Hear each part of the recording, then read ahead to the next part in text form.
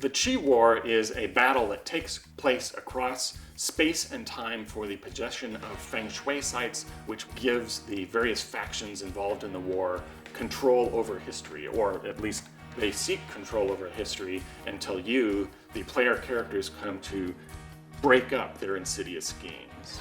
Feng Shui sites contain and direct Qi energy, and if you control enough of these beautiful, amazing sites across the world, they can be places of natural beauty, they can be modernistic skyscrapers, anything that seems to really focus energy and people's attention. If you have enough of these, you become luckier. You control history. The vagaries of war and peace and economics all go your way, and you begin to dictate the rules of history in your period of time. The ancient juncture in Feng Shui 2 is different than the one in the original game. It has moved forward in time to the Tang Dynasty. It's a period of expansion for the Chinese Empire. They're building all of these incredible monuments and buildings, i.e. Feng Shui sites. They're harnessing their power, and there's a female emperor, which is an amazing, unprecedented thing, but she has such power that no one can question her.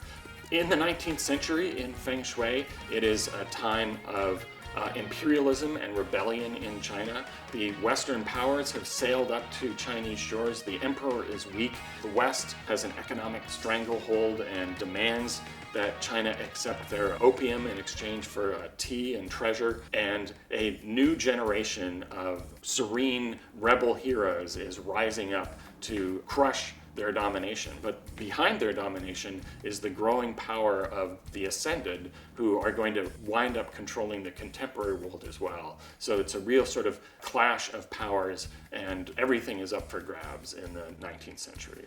The contemporary juncture in Feng Shui is our own time period. The default setting of the game is Hong Kong, and its sense of sort of gritty neon reality with its triads, its realistic politics, sort of grounds the action. All of the other crazy pop culture elements that come in acquire a level of reality in Hong Kong. So it's, in one sense, it's accessible in that it's a modern city where you can have all of the tropes of modern action cinema, from car chases to explosions blowing out the windows of skyscrapers to fights in crowded tenement buildings. And on another level, it's unfamiliar to us, but it evokes the wonderful sense of place that you get in Hong Kong cinema.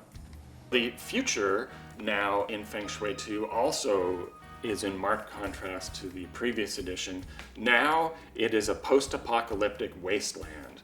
The rebels against the old tyrannical regime have won, and they won a little too hard, and they dropped the Qi bomb. Now it's a depopulated landscape that evokes the post-apocalyptic action of Escape from New York or Mad Max or Doomsday. And so now it's a wide open arena of mutation and craziness and cyborg apes. The netherworld is the connecting structure that you physically move through to go from one juncture, from one time period to the next. It's a strange inhabited world of weird tunnels that people can reshape with their will. And it's also sort of the giant refugee camp for all of the Qi warriors who've been erased from history because the timelines that they came from have been eradicated by the effects of the Qi War. And so you get all sorts of crazy misfits and weird structures and oddball characters, but it now has Wi-Fi. Pop-up junctures are the new little bits of the time stream that open up temporarily. So while you're in the netherworld, a portal will temporarily shimmer open, allowing you to go into a time period that's not covered by the main 4 junctures. So you can have a sort of a change of pace adventure where you go back to your favorite time period that we haven't covered within the sort of main 4 broad junctures that the setting centers around.